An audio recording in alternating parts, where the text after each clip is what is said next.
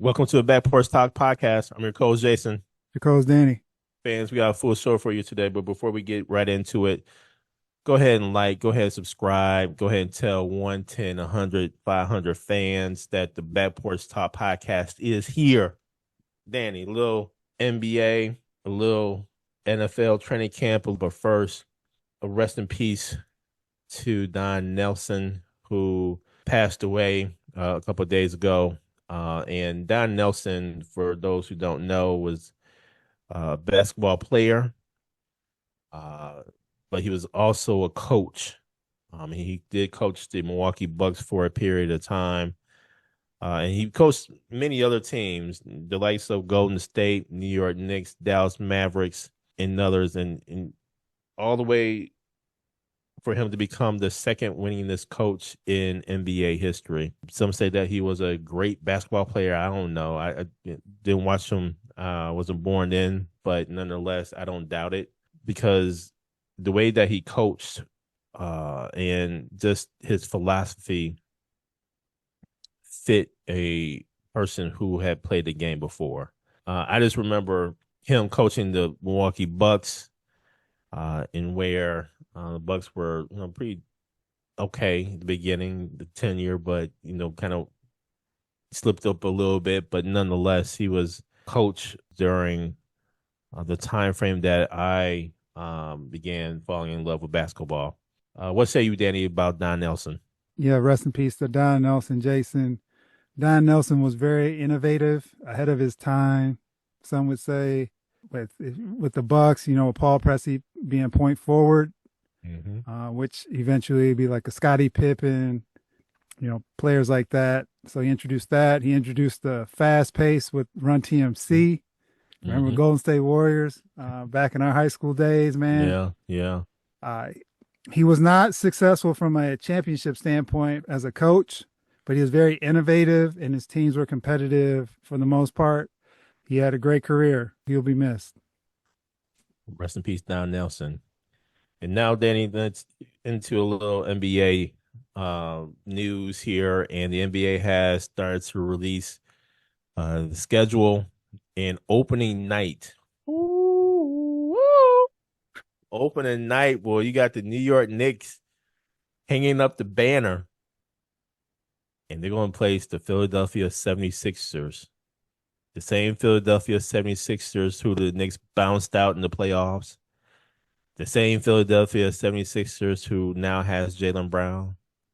The same Philadelphia 76ers who now has LeBron James. This is going to be a very intriguing game, Danny. Mm-hmm. And I'm just curious as to how the New York Knicks are going to come out. Yeah, they're going to be emotional for hanging up the banner, for getting their rings. You kidding me? Those rings going, man, I can't wait to see these rings, the makeup of these rings. But to come from that high to having to go ahead and play a Philadelphia 76ers team who is now loaded and is slated to compete with the Knicks in the Eastern Conference. This is going to be a good game. And this game is slated for October 20th, starting at 7 p.m. Eastern Standard Time. Also on the slate, you have the Boston Celtics at the Detroit Pistons in a matinee type game at 3 p.m. Eastern Standard Time. And then also later that evening, you have Oklahoma City Thunder against the San Antonio Spurs. Now, this matinee game of the Boston Celtics against the Detroit Pistons, to me, that could have been just thrown out. If you're gonna go for a matinee game, I think go for two different teams. Detroit Pistons haven't done too much during the offseason. I mean, they still have question marks about their roster. Yeah. The Boston Celtics are the Boston Celtics, right? I mean, now without Jaylen Brown, I mean, who gonna really watch this game, man? Let's be real. And this could be just one of those games that's on it says NBC, but it could be on NBC Peacock or something like that. So don't know how the ratings will go for that one. But Danny, an interesting opening night matchup. What say you about these opening night matchups? So first, Jason, all the matchups for opening night are great. just looking forward to seeing the Philly New York game with all the changes with Philadelphia. See what Embiid looks like. Rumors about him being, his body type, being in shape. See what that looks like. And, first time on the floor in real action, not preseason action. Oklahoma City, San Antonio, definitely want to check that out. See how San Antonio bounces back after what happened last year in the championship, of course. And also how OKC, because they made some moves in the offseason to cut some Mm-hmm. salary. Mm-hmm. So how does their team shape up? And then the matinee, yeah, Jason, that one threw me for a loop. And the only thing I could think of possibly is if they're looking at like overseas. But the question is, if you're doing that, that's not those aren't the teams like you mentioned to Mm-mm. put on display. I would have thought it'd been like Miami Yeah.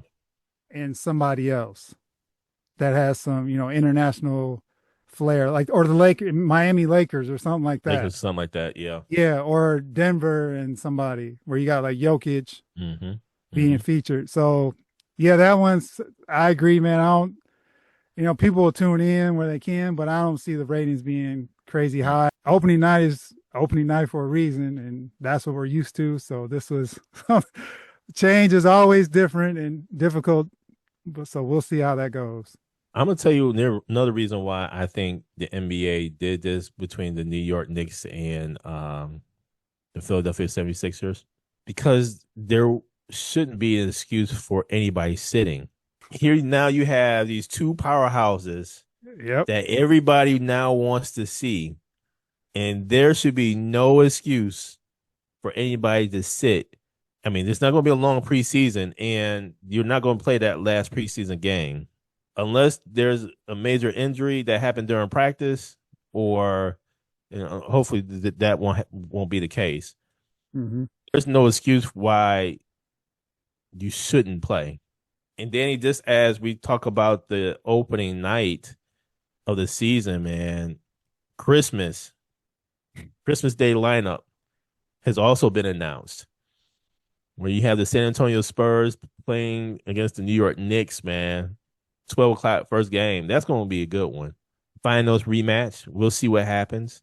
Miami Heat against Boston Celtics. It'll be good to see Giannis. Good to see how Miami, flows there. I'm just not impressed by Boston, man. I'm really not. I'm hoping that they change their offense.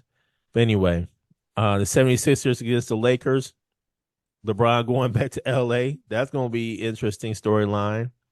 Yep. OKC Thunder against the Minnesota Timberwolves. That's going to be an interesting game. With LaMelo now with Minnesota paired up with Ant. And then to wrap it up, you have Denver Nuggets against the Golden State Warriors. We'll see about that one. I mean, Yeah. But just as I say that, Danny, the NFL has games on Christmas week. Mm-hmm. You kidding me? When I saw this, I was like, man, what's going on? What's happening, man? I mean, the NFL just really trying to take over every single day of the week. Mm-hmm. Yeah, they are. Because on Christmas Day, you have the longest rivalry in the NFL, and that being the Packers playing at Chicago. And that's going to be a good game, man. You kidding me? And then you're going to have the Bills at the Broncos. Mm-hmm. That's going to be another intriguing game based upon last year, right? Yep. And then you have the Rams at the Seahawks. Are you kidding me? The NFL is going for it, man. So I'm just curious as to these ratings Mm-hmm. that the NFL are going to really, really get, man. I mean, if I was the NBA, I think they better stop thinking about tradition when it comes to Mm-hmm. anything NFL wise. And what I mean by that is if there's a tradition that the NFL has that overlaps potentially your schedule, you need to schedule the best matchup possible on that day of the NFL game. And this is where, to me, a flex schedule would really help the NBA. Yes. If we're talking about ratings and things of that nature, you got to leave room, I think, for some flex games. I know it's hard for scheduling, travel and all that stuff, but you know what? They're flying private. They're flying charter flights. They have the staff to really kind of help with that. I think it's time for the NBA to really hone in on some flex schedules and then go ahead and battle back against the NFL a little bit. Mm-hmm. I don't know because the NFL don't care about your schedule. What say you, Danny, about the Christmas Day lineup in the NBA? So, Jason, I thought it was a good lineup they put together as far as, with the Knicks. They always get that noon Eastern slot. So them playing against San Antonio obviously is a good game. Miami, Boston. I guess we'll see. You do have Giannis and Tatum, but I guess we'll see. And then Philly, LA will be must see TV if everyone's available. So that's the key. And to your point of flexing games, because if depending on injuries and things like that or rest, you would hope the team show up, but sometimes they don't, just due to whatever's going on with the team. Oklahoma City, Minnesota, intriguing game. See Minnesota getting a lot of primetime games with that LaMelo trade. That adds some excitement, putting him along. And Edwards, not sure how they'll look by Christmas time, but so we'll see there. And then Denver, Golden State, yeah, that's the one. It's like, all right, if I ain't got nothing else going on, I'll throw it on. Because you just don't know what those teams are going to look like. Denver, with all the stuff they got going on with their salary cap, and are they going to sign Peyton Watson? What's going to happen there? And then Golden State, what condition are they going to be in? So looking forward to it. But the NFL did the NBA dirty. I would say the only saving grace maybe is the NFL being on Netflix. So that may help the NBA. We'll see. But those are all strong matchups, man. And the last game, I believe, is on Fox. So the Rams game. So I'm very curious to see. But yeah, the NFL came full fledged, man. And they straight up trying to take this day over. So the NBA, yeah, they're going to have to be nimble now because anything the NFL touches seems to turn to gold. Mm-hmm. So that's unfortunate for the NBA because usually that's their day. But over these last couple of years, the NFL has eased in on these holidays, Mm-hmm. and now they're really trying to take over. So, Not only that, Danny, but just think about this, man. Christmas is slated for a Friday, so you got at least another couple of years mm-hmm. of this happening. Not only that, but you have a game on Christmas Eve of this year. That being the Houston Texans, I believe, against the Philadelphia Eagles, man. So you got pretty much 3 days, 3 straight days potentially of games coming up in the Mm-hmm. next couple of years. So I'm just curious as to the ratings of the NBA and what they're going to do here within the next 3 years. And now, Danny, on to an interesting, weird story that involves Kawhi Leonard. Again, interesting and weird in my opinion. Allegedly, Kawhi Leonard has taken undisclosed sponsorship deals with Daktronics and other companies, allegedly. We don't know. I think investigation is still ongoing. Mm-hmm. So don't fully know all the information, but just want to offer my thoughts and opinion on this in the event that it is true. But again, this is all allegedly. And if any of this is true, this is worse than what the Minnesota Timberwolves went through with Joe Smith several years ago. And I understand that the current governor of the LA Clippers, owner, however you want to call it, of the LA Clippers, is loaded. Any financial penalty is going to be just a drop in his bucket. Mm-hmm. But you can hurt the team in other ways by taking first round draft picks for umpteen years, right? And I think that's what's going to end up happening along with suspensions. I don't know who will get suspended. I definitely believe, though, that Kawhi Leonard's uncle will get suspended, man. Man, this is just a total mess. For those who don't know, again, sponsorship allegedly Kawhi Leonard took undisclosed sponsorship deals to help supplement his salary. You know, you hear about things where athletes take money up underneath the table, whatever case may be. But man, I mean, allegedly there were talks about not only money from other companies, but possibly ownership. Hey man, again, this is all allegedly.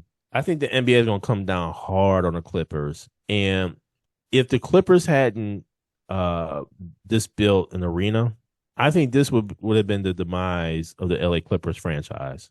Because at this juncture, why should the Clippers even exist?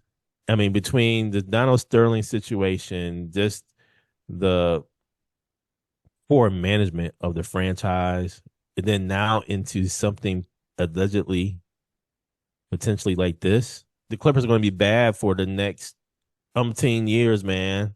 I don't know. What say you about all this? You wonder how many times this has happened before? People trying to circumvent the salary cap to sign some of these players or bring them to their towns to play or cities to play. But yeah, this one's got all kinds of eyes on it too because it's holding up the NBA. There's a trade pending between Toronto and the Clippers that can't be executed until this happens. Brandon Ingram, others going to the Clippers, and then Kawhi going to Toronto. Obviously, has implications because other teams maybe want to make some moves or add to the deal or whatever the case may be. So this is really bad from the NBA's perspective because it has them on hold. And what do you do? So working with law firms and things like that to figure this whole thing out, and it's been going on since last summer.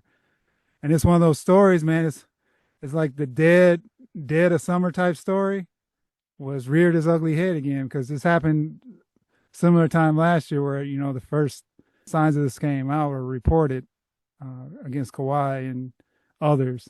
They better get on it quick.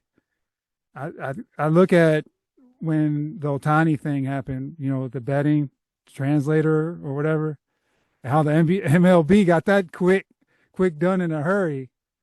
But the it's taking a long time, and I'm assuming they're trying to do all their due diligence. But this trade, they shouldn't even let this one through from the rip. So now it's holding them up. So I don't know what they're going to do, but Adam Silver, man, he is in a tough spot because this, like you mentioned, Donald Sterling, he was congratulated and celebrated for doing what he did with Donald Sterling, getting him out of there. But back to the Clippers again, and now you got another scandal.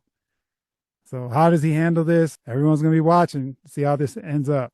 Now, Danny, just as we talked about the NFL infiltrating on the NBA's day of Christmas, a lot of news coming out of NFL training camps and everything, and one being that of Kyler Murray being named QB1 for the Minnesota Vikings. And there's some question marks for JJ McCarthy's future. We'll see. I am not concerned as a Packers fan. I'm not concerned. I mean, yeah, the Vikings are a divisional rival. Not concerned, man. The thing with training camps, man, you always have injuries that could put people out for an extended period of time or even out for the whole season. And the Bears, Kobe Bryant, who's undergone knee surgery, out 4 to 6 months.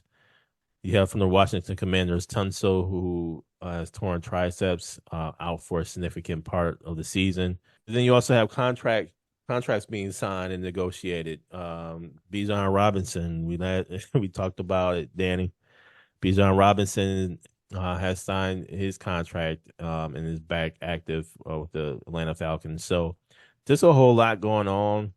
Got to say congratulations to the newly inducted Pro Football Hall of Famers.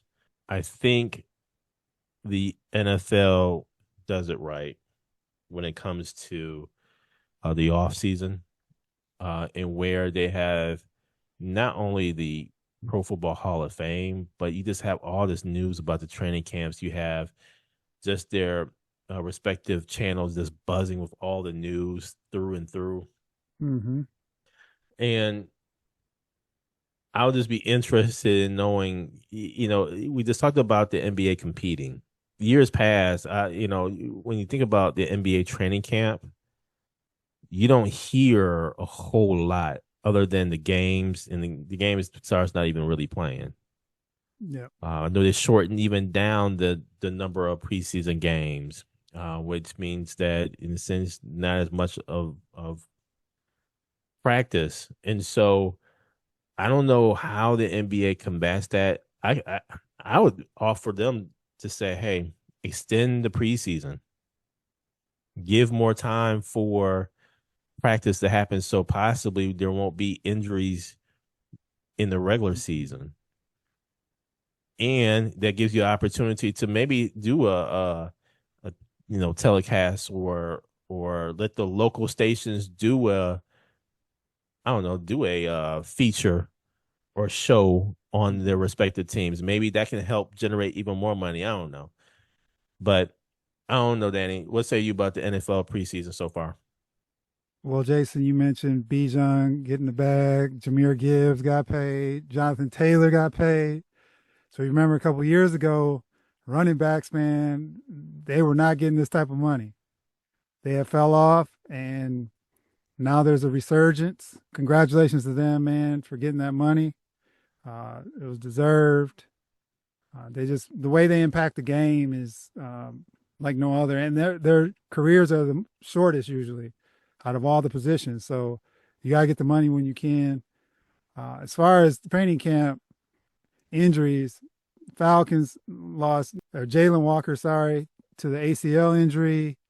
There have been a number of injuries. San Francisco is just littered with injuries. Mike Evans, are holding him out. Ricky Pearsall, the PCL injury. Carolina Panthers lost one of their tackles, lost the DN. There's a lot of injuries already in training camp. And we only have one preseason game, the Hall of Fame game. So they're going to get into action this week with the full slate of games and getting them going in the preseason. But it's just tough, man, where you have these expectations, and then all of a sudden you get these season injuries in preseason or in training camp. And then we're watching, Jason, the Aaron Donald news. And if he's going to make that return, it's looking like he may. I feel for the dudes, man, that lose their season right now already. You put the work in and, and like the OTAs and all that, and then you get to here and then you tear an ACL or something. So unfortunate, but the game must go on. So we'll see what happens in week officially week 1 of preseason. Thank you for joining us at Back Porch Talk Podcast. You can also join us on Twitter by tweeting us at @back_podcast. For more information, you can go to our website, which is backporchtalkpodcast.com. You can also email us at backporchtalkpodcast@gmail.com. Again, thank you for joining us, and remember that there's enough hate in the world, so go ahead and spread a little love.